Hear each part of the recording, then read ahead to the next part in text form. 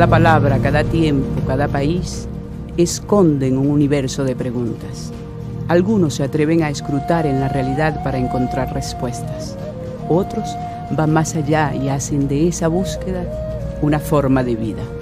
Se trata de hombres y mujeres que han llevado una fructífera labor de investigación en la Universidad de los Andes. Son nuestros íconos.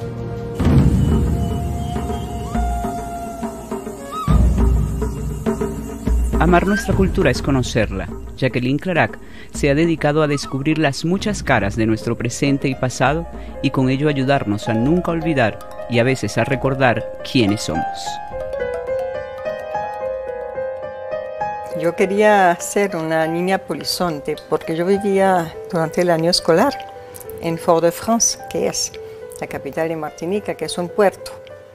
Y tiene una bahía muy grande, una rada muy grande y muy segura. Entonces venían muchísimos barcos de todos tipos y uno siempre veía mucha agitación en el puerto.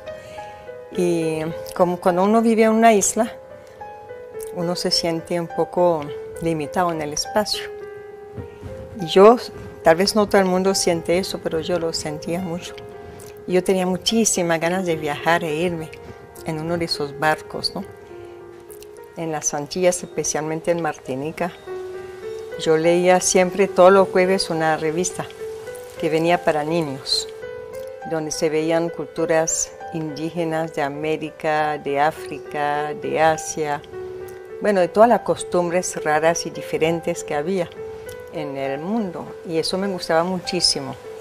Había otras cosas en la revista, pero yo compraba siempre la revista en una librería que estaba frente a mi casa justamente, y sobre todo por esos cuentos de costumbres que me gustaban, ¿no? Y mucho más tarde, cuando yo tenía ya 15 años, conocí el último Caribe en la ciudad de Saint-Pierre. Es la ciudad que está al pie del volcán Mont-Pelé, la montaña pelada, le dicen, ¿no? Que es uno de los volcanes más terribles que hay en el mundo. Y fue allí donde yo conocí el último de los Caribes. Por lo menos era el nombre que se le ponía en la ciudad de Saint-Pierre. Era un hombre ya muy viejo que tenía una cantidad de trencitas y se vestía con una especie de faldón de tela de saco. En mi recuerdo es así, ¿no? Entonces él paseaba por la ciudad de Saint-Pierre y cantaba una canción que me llamó siempre mucho la atención. La canción hablaba de un joven que había tenido que refugiarse así en esa zona del Maquis para esconderse y que tenía muchísima nostalgia de los suyos y de su pueblo natal. De eso hablaba la canción.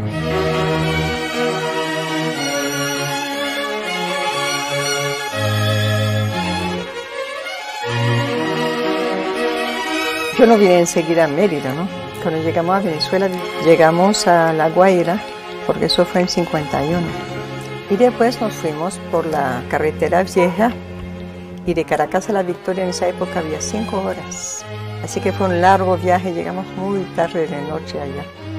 Entonces vivimos primero en una casa de hacienda, al lado de La Victoria. Se llamaba La Chapa. Pero cuando yo vine a Mérida, el paisaje de montaña para mí era muy extraño. Aunque hay montañas en Martinica, y íbamos a veces a la montaña, ¿no? Pero vivir únicamente en montañas tan altas como las de Mérida, al principio me sentí muy encerrada y tenía mucha nostalgia del mar. Y para mí hoy es el paisaje donde me gusta vivir. El trabajo de campo por encima de los preceptos teóricos, la divulgación de hallazgos en nuestros idiomas, ciencia hecha con creatividad, son algunas de las marcas que Jacqueline Clarac ha dejado en la antropología venezolana. Desde que se unió a la Universidad de los Andes en 1971, supo que ese trabajo no se hace a solas. Por ello, fomentó la creación de grupos de investigación y de extensión como el Museo Arqueológico, el Centro de Investigaciones Etnológicas y el Grupo de Investigaciones Antropológicas y Lingüísticas. Un grupo de investigaciones antropológicas tiene que tener ciertas características, como por ejemplo, ser primero, antes que todo, un grupo pluridisciplinario. La antropología se presta para esto porque ya tiene varias disciplinas que son antropológicas. Entonces trabajamos, por ejemplo, en etnología y antropología social, en bioantropología, en arqueología, en antropología lingüística y además un equipo de investigación que tiene que ver mucho también con el patrimonio arqueológico, geológico, paleontológico y el patrimonio etnográfico. La conservación y restauración son sumamente importantes porque lo que permite guardar el patrimonio para las generaciones futuras. Para nosotros es muy importante que el equipo tenga conciencia social y conciencia histórica, que sepa dónde está realmente situado su trabajo dentro de la historia de la formación de este país, de esta sociedad. Yo creo que la antropología es muy importante para un país latino especialmente, porque ayuda a comprender muchas cosas sobre esta sociedad y especialmente ayuda a comprender los orígenes, su formación, cómo se ha constituido a partir de muchos grupos culturales, cómo esos grupos culturales se han ido conociendo o han reestructurado su cultura a causa de los encuentros. Y el maestro hasta hace poco no tenía formación. Todavía hay muchísimos docentes de Venezuela que siguen enseñando que la historia de Venezuela empieza con la llegada de Cristóbal Colón. Nosotros con la antropología no solamente podemos dar mayor conciencia a la población acerca de los orígenes y la formación de nuestra sociedad, sino también para que tengan conciencia social, conciencia cultural y se procura hacer justamente que las culturas se conozcan entre sí, que los grupos humanos se conozcan entre sí, se respeten entre sí, tengan tolerancia. El hecho mismo que en la Constitución se reconozca eso se debe a nuestro trabajo. Ábrame la puerta, oh Señor querido, a ver si está el niño que se me ha perdido.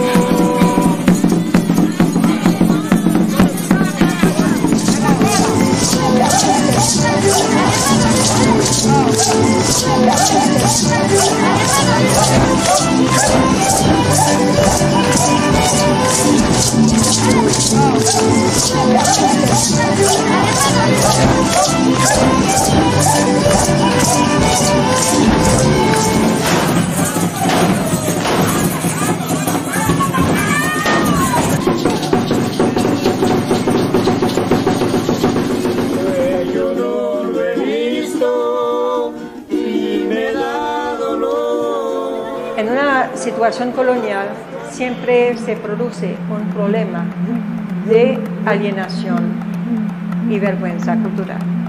Es decir, que el colonizado se siente inferior al colonizador. Se ha ido inculcando a la población desde la llegada de españoles que los españoles tenían una cultura superior a la de los indígenas, a la de los africanos. Con Bolívar se hizo la independencia de España, pero no se logró la independencia cultural. Siguió esa dependencia cultural a pesar de que había una independencia política. Cuando los niños se forman así, después tenemos un adulto, una adulta con vergüenza cultural y que piensa que todo lo bueno culturalmente, todo lo más civilizado está en el norte y que nosotros somos una cultura inferior. Esto para una sociedad es sumamente dañino, impide mucho la creatividad. Se consideraba en los centros que financian la ciencia en Venezuela, como en otros países de Latinoamérica, que únicamente lo que se publicaba afuera, sobre todo en inglés, valía la pena. Entonces nuestra población no conocía lo que hacían sus científicos. Nosotros sí hemos tenido una idea diferente a causa de que somos antropólogos y por eso hemos procurado mantener y hemos logrado mantener durante 23 años ya nuestra revista Boletín Antropológico, que se ha publicado en español aquí en Venezuela, en Mérida, desde el año 82. Y insistimos mucho, a veces lo publican fuera, pero insistimos siempre en publicar también en Venezuela porque creemos que es un derecho de la población venezolana de conocer lo que es ella, de conocer los aportes de sus científicos y sobre todo los aportes acerca de su historia, de su formación, de lo que es como sociedad.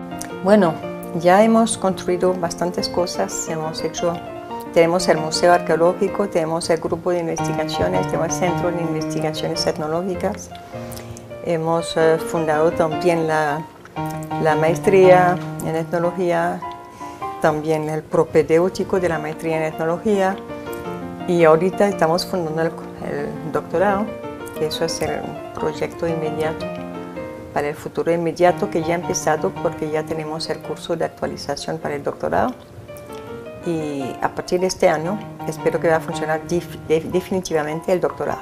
Para mí trabajar en antropología no es un trabajo realmente, ¿no? Es parte de mi vida. Jacqueline Clarac es autora de más de 15 libros, incluyendo textos para niños.